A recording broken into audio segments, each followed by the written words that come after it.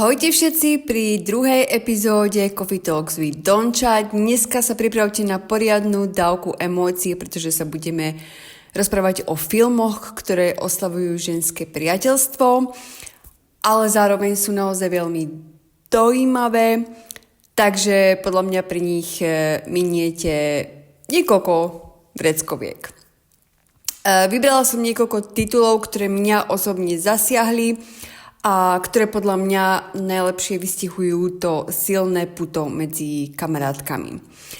Ale ešte predtým, ako samozrejme vytiahneme vreckovky, poďme na update z môjho týždňa a na to, čo som videla, pretože zoznam je tentokrát naozaj dlhý a pestrý. Nechápem, ako som toto všetko mohla vidieť, ale let's get into it. Takže začala som hororom a videla som Fear Street Prom Queen a tento film je z roku 2025. Čo k tomu dodať? Čakala som niečo hrozné podľa toho, ako som si prečítala všetky recenzie na tento film, ale nebolo to také strašné.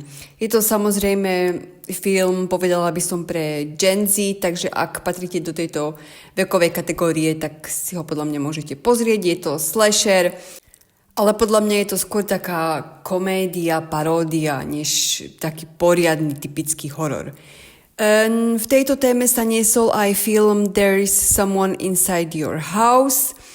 Tiež je to skôr taký Gen Z, komediálny horor, takže opäť, ak patríte do tejto vekovej kategórie, môžete si ho pozrieť. Ja som obidva filmy ohodnotila 2 hviezdičkami, takže that's it.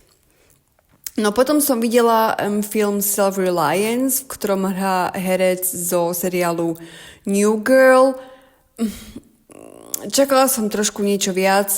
Páčil sa mi námed na tento film, ale bolo to miestami trošku nudné, takže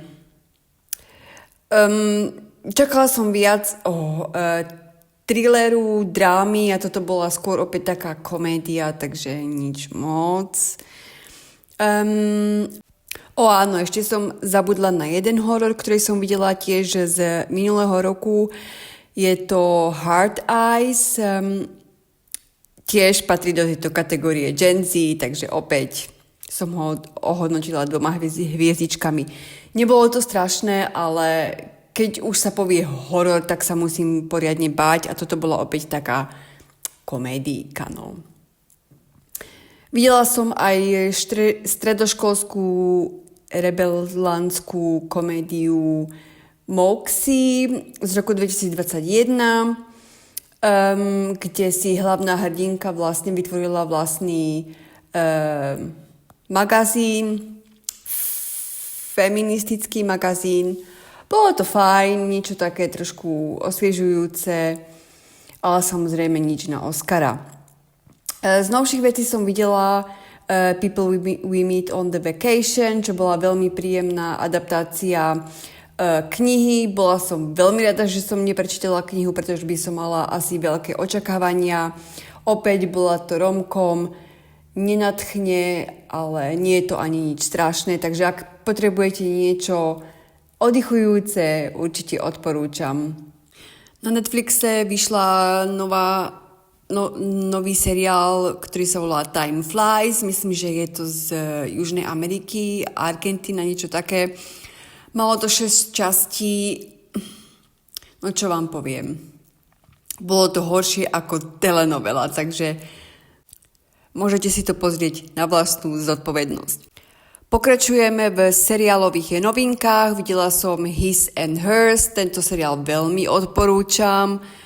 Bol super napínavý až do poslednej časti a bol tam pekný plot twist, čo ja úplne milujem, odporúčam 4 hviezdičky z 5. S filmou to bol ešte The Royal Hotel, The Strays, Wolf Hours, Naomi Watts a horror Speak No Evil, ktorý ma tiež veľmi bavil. No a najväčší update, konečne som dopozerala poslednú 9. sériu Selling Sunset. Musím povedať, že to bola naozaj veľmi poriadna dráma.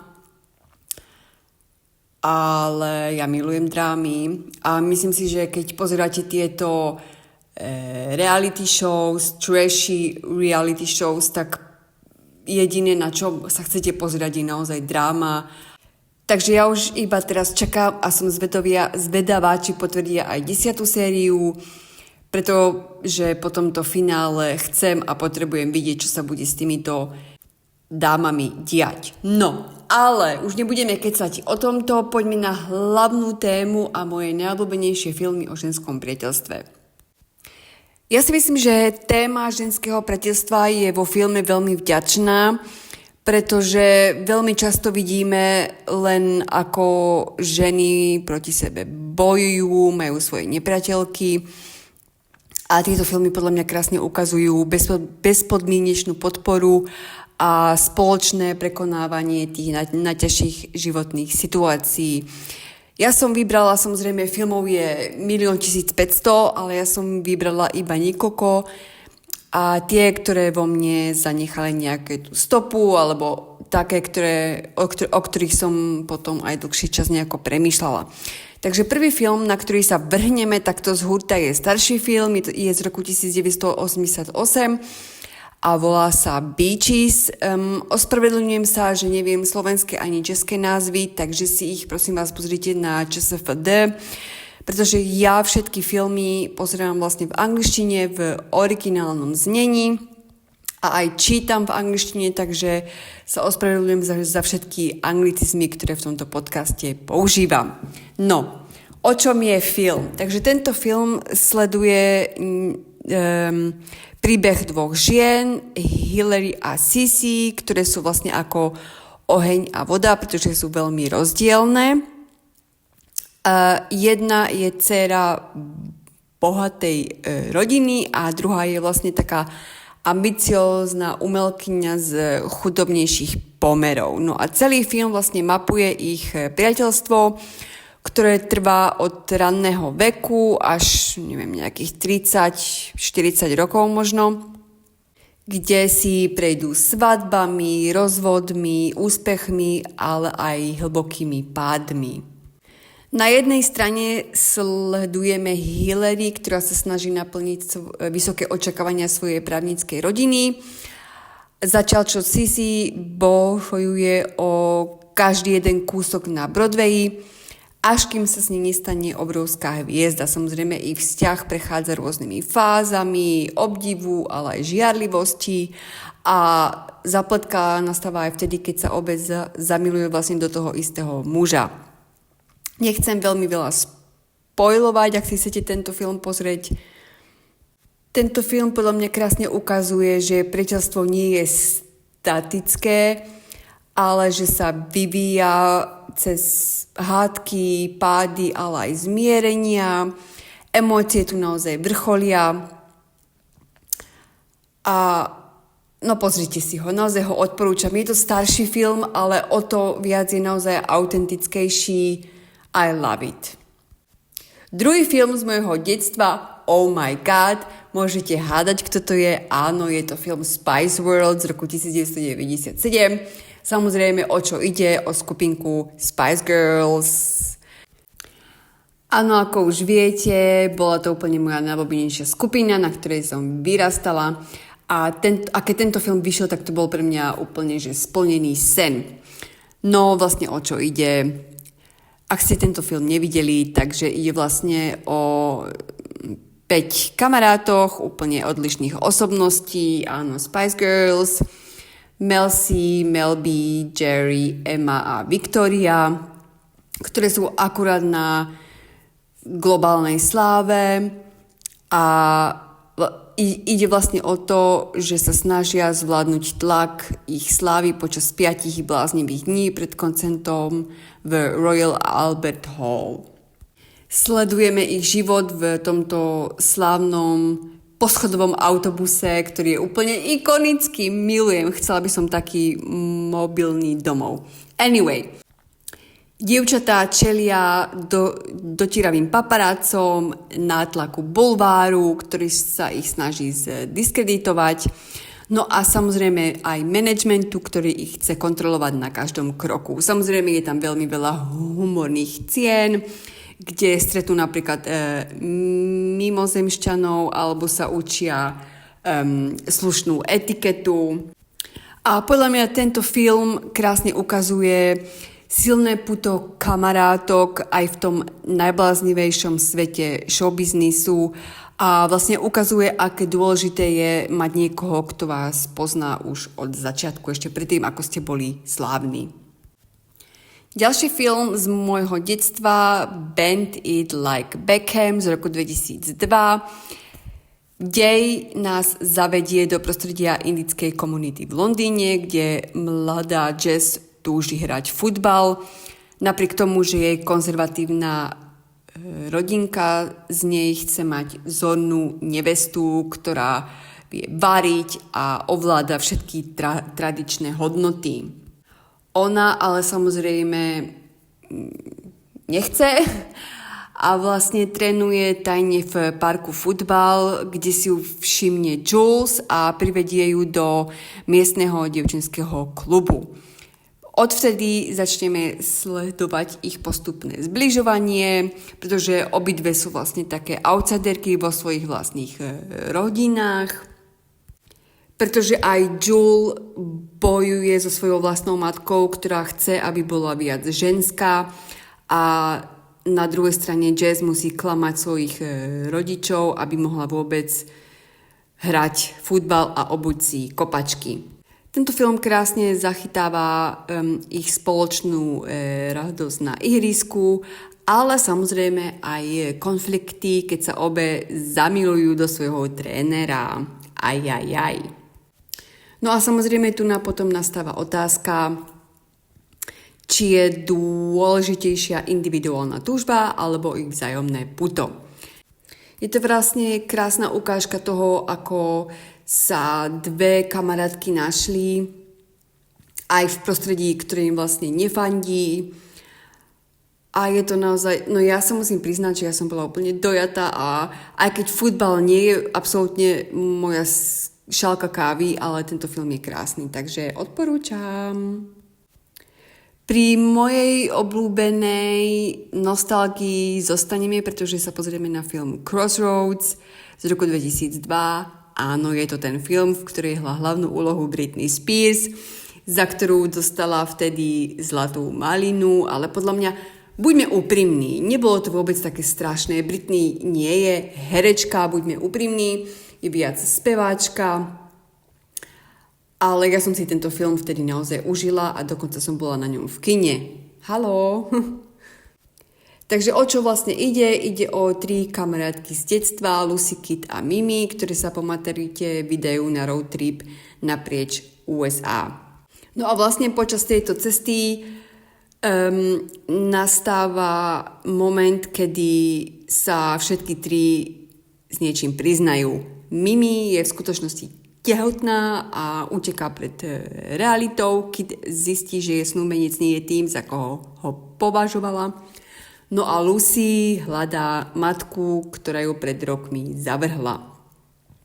Takže aj opäť máme tu ťažké témy, ale je to proste kúsok, ktorý vás emocionálne zasiahne, pretože 3 kamarátky naozaj majú veľmi silné puto. A je to zase opäť ten film, ktorý vás vtiahne svojou nostalgiou na začiatku milénia. Ďalší film, ktorý tu máme, je Francis Ha. Je to skôr taký indie movie, independent movie, v ktorej hrala vlastne moja obľúbená herečka a aj scenáristka Greta Gerwig. Tento film je z roku 2012, ale čo je na ňom zaujímavé je to, že je vlastne čierno-biely a pre mňa bol zlomový práve preto, pretože ma vtiahol do sveta týchto indie filmov, ktoré nie sú také mainstreamové.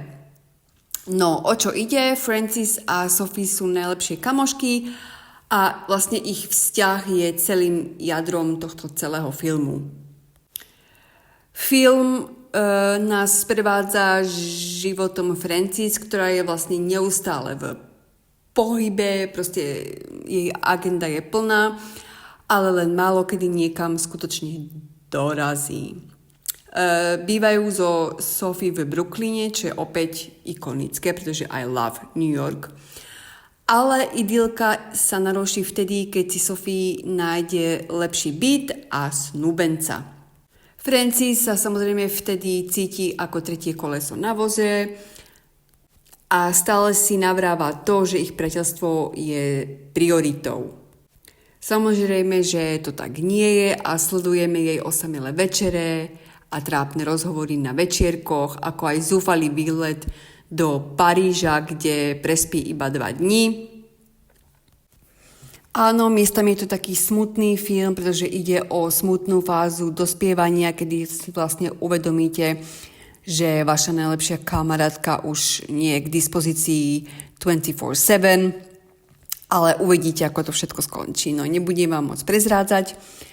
Ja tento film osobne môžem pozerať stále dokola, pretože ma nikdy neunaví. Greta Gerwig je tu, ako som už hovorila, jednou z mojich najobľúbenejších tvorkyň.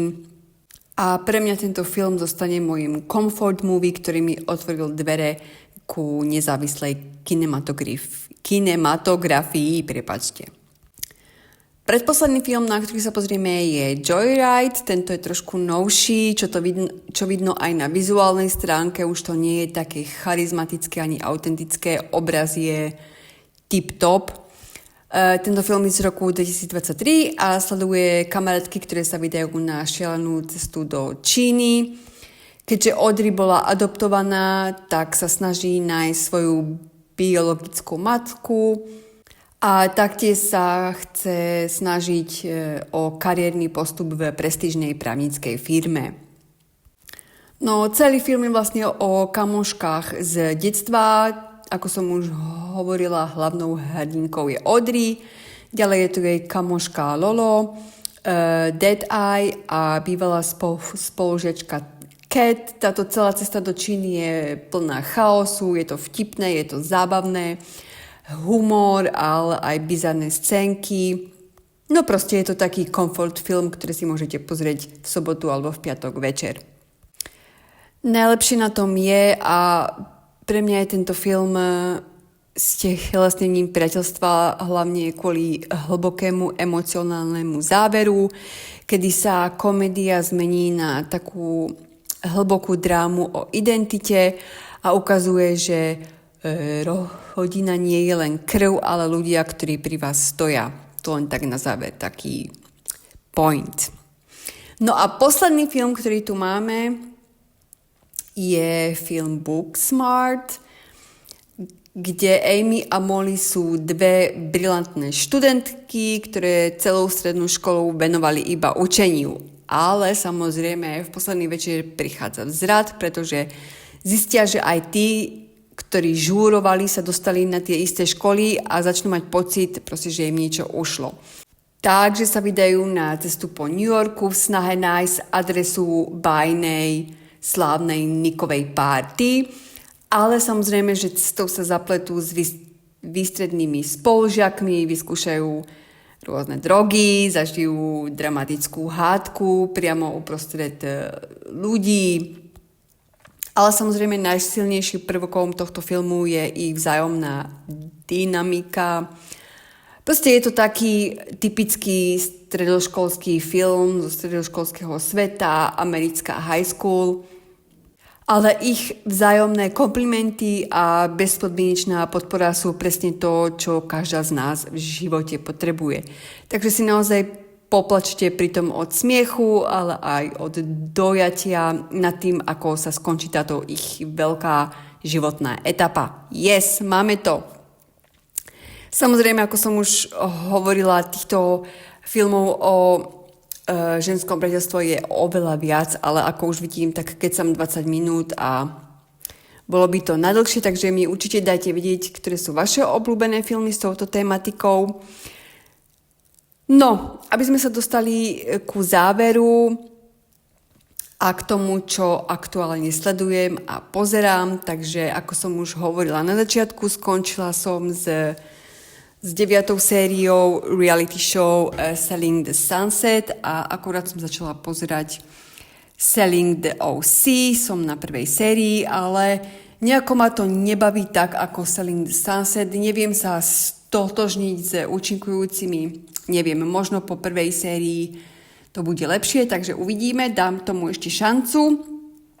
Čo sa týka seriálov, vyšli prvé 3 epizódy 3. série Tell Me Lies, na ktorú som sa veľmi tešila, mali veľmi silný marketing, na Instagrame mi stále vyskakovali ukážky zo seriálu a z prvých 3 epizód, ale musím sa priznať, že zatiaľ je to veľmi taký slow watch, slow burn, takže dúfam, že sa do toho opäť poriadne dostanem. Uvidíme, dávam tomu šancu. No už sa mi pletie jazyk, takže myslím si, že za mňa je to predniesok všetko. Dúfam, že tieto filmy, ktoré som vám dneska odporúčila, si pozrite. Ak áno, dajte mi určite vedieť, ako sa vám páčili, prípadne nepáčili, ktorý film o priateľstve vás rozplakal a či to máte podobne tak ako ja pri Crossroads, alebo ste viac na také indie veci, ako je Francis H. Dajte mi do komentárov vedieť, aké filmy mi odporúčate vy, čo ste v poslednom čase videli vy. Majte krásny deň, večer, ráno, kedykoľvek to počúvate, dajte si dobrú kávičku a my sa počujeme pri ďalšej epizóde s ďalšou zaujímavou témičkou. Ahoj!